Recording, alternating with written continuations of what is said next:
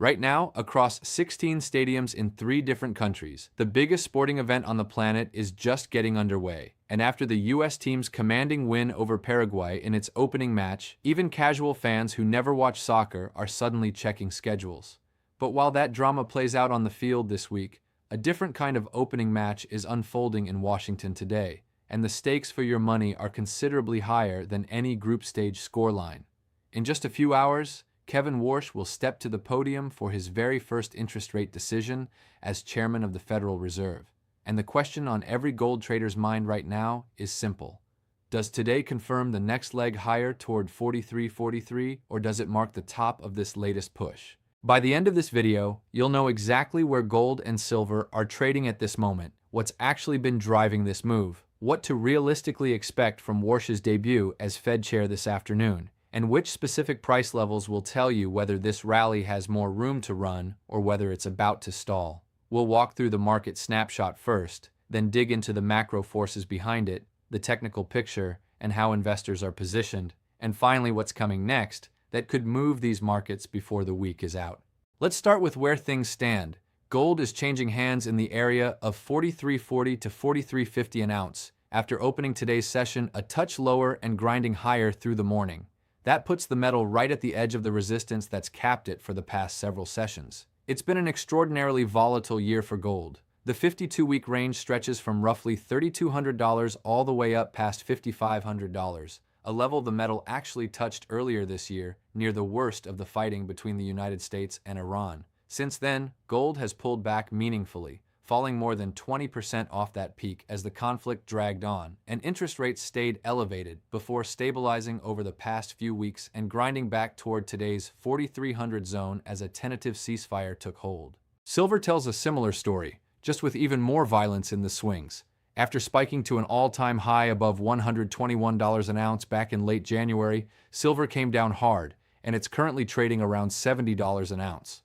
That still leaves it up somewhere in the neighborhood of 80 to 90% over the past year. But the round trip from 121 down into the high 60s and back near 70 tells you just how thin and speculative this market has become. Outside the metals, the US dollar index is sitting in the upper 90s, holding inside a range it's occupied for much of this year, while the 10-year Treasury yield is parked right around 4.5%, barely moved over the past several sessions as traders wait for today's decision. And in a sign of how unusual this moment is, U.S. stocks have been hitting records right alongside gold. The Dow closed above 52,000 for the first time in its history earlier this week, and the S&P 500 is sitting above 7,500. Normally, you don't see safe haven gold and risk-on equities both grinding to new highs at the same time. The fact that they are right now tells you something important. Investors aren't fleeing risk. They're hedging against a very specific kind of uncertainty, and that uncertainty has a name, and it's inflation. So let's talk about how we got here, because today's Fed decision doesn't exist in a vacuum. Back in late February, Israel and the United States launched strikes against Iran, and what followed was more than 3 months of open conflict that shut down the Strait of Hormuz, one of the most important choke points for global energy shipments.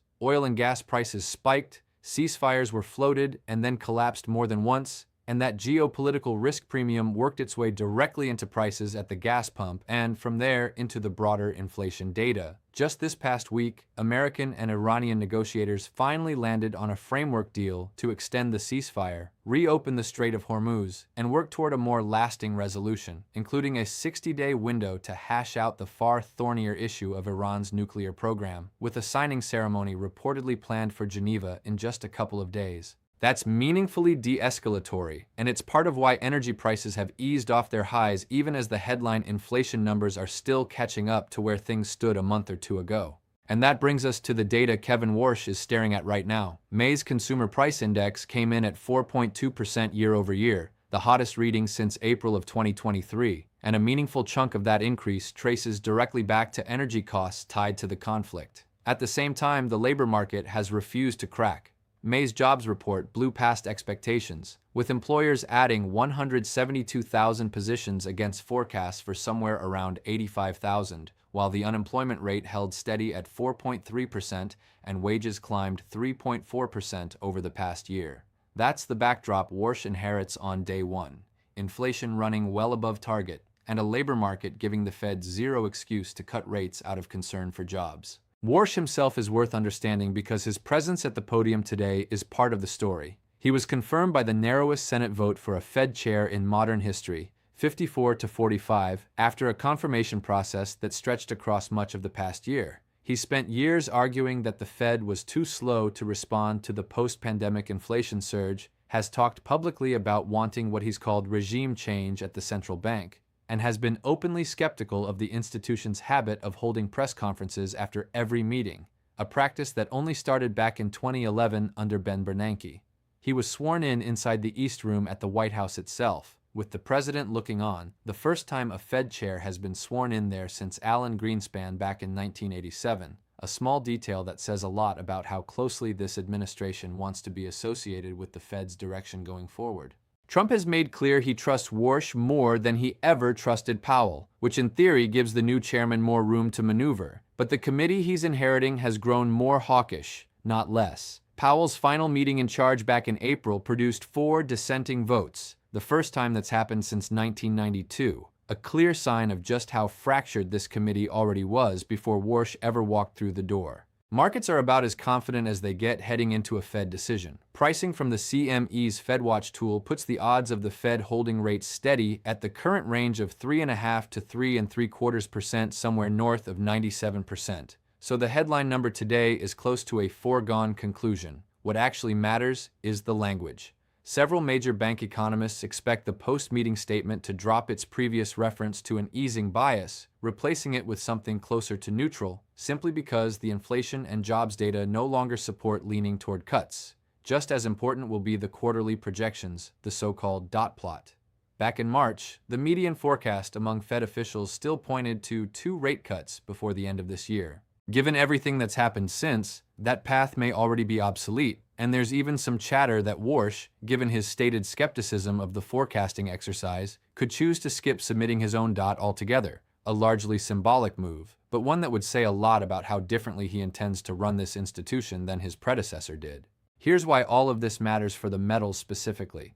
In a textbook world, a Fed that's holding rates higher for longer, with a hawkish tilt to its language, should be bearish for gold, because higher real yields raise the opportunity cost of holding a metal that pays no interest. But that textbook relationship has been breaking down all year. Gold and silver have continued attracting buyers even with rates elevated, because investors are treating them less as a pure bet on where rates are headed and more as insurance against 2 separate risks at once: inflation that keeps eroding the value of cash, and a ceasefire in the Middle East that, while encouraging, is still just a framework, not a finalized, signed, and fully implemented peace. Add in a notable jump in gold investment demand out of markets like India and continued buying from central banks looking to diversify away from dollar-denominated reserves, and you've got structural demand that doesn't evaporate just because the Fed sounds a little tougher for one afternoon. Now let's talk about the levels that actually matter over the next few sessions. On gold, the immediate zone to watch is right where we're sitting, between 4,300 and 4,350. A decisive close above that area, especially if it comes alongside a Fed statement that markets read as anything other than aggressively hawkish, opens the door toward 4,400, and from there back toward the spring extremes up near 4,650. On the downside, a rejection here and a slide back under 4,300 would put the focus on support closer to 4,170 to 4,225, a zone that's already been tested and held more than once this year, with deeper support waiting down near 40,000 if things really turn ugly. For silver, resistance sits around $71, with a clean break opening a path back toward 73 to 75. The level to watch on the downside is 65. A breakdown below there would suggest this latest bounce has run out of steam. The dollar adds one more confirming signal to all of this. If the dollar index slips and settles convincingly below 98 in the days ahead, that's typically a tailwind for both metals, while a pushback above 100 would suggest the market is leaning into a more hawkish read on Warsh and would likely cap upside in gold and silver alike. On sentiment, despite the pullback from earlier highs, gold remains up close to 28% over the past 12 months, which keeps long-term institutional bulls in the game. One major Wall Street bank has even floated a long-term target as high as $8,000 an ounce, underscoring just how split this market remains between near-term caution and long-term conviction. Positioning data and continued central bank accumulation both suggest the dips are still being bought, even after a year this volatile. Looking ahead, the next few hours are obviously the headline event, with the rate decision landing at 2 o'clock Eastern and Warsh's first press conference as chairman 30 minutes after that. Watch his tone as closely as his actual words. How he handles questions about reconciling the president's calls for lower rates with data that argues the opposite will tell you a lot about how independent this Fed intends to remain under his leadership. Beyond today, keep an eye on that planned signing in Geneva of the broader US-Iran framework. If it holds together, expect continued relief in energy prices, which would take some of the heat out of the inflation story and could complicate the bullish case for gold that's been built partly on inflation fear. If it falls apart instead, expect the opposite, a renewed safe haven bid and another leg higher in energy costs. Layer on top of that a string of other central bank decisions from major economies landing this same week, all of which will move the dollar and ripple through metals pricing one way or another. And further out, June's CPI report and the next jobs report, both due in the first half of July, will be the real tests of whether this inflation spike is starting to cool or whether it's becoming entrenched, roughly 6 weeks before Warsh chairs his second meeting at the helm. Keep half an eye on that World Cup bracket too. As group play turns into knockout rounds over the next few weeks, it's going to keep dominating American attention and headlines, but don't let it distract you from the data that actually moves your portfolio. Here's the bottom line. Today's Fed decision is very likely a non-event on the headline number, but it could be a genuine turning point in tone, and that tone, layered on top of a fragile ceasefire and inflation that refuses to fully cooperate, is what will decide whether gold's push toward 43.43 turns into a real breakout or just another failed attempt. If you found this breakdown useful, hit subscribe and turn on notifications, because the next 24 hours could move these markets more than the last 2 weeks combined. And I'll be back the moment Warsh steps away from that podium to break down exactly what he said and what it means for your money. Drop your own prediction in the comments. Tell me whether you think gold closes this week above or below that 43.43 level, and I'll read through as many of your calls as I can in tomorrow's video. Markets test conviction before they reward it, and today, conviction is exactly what's on the table.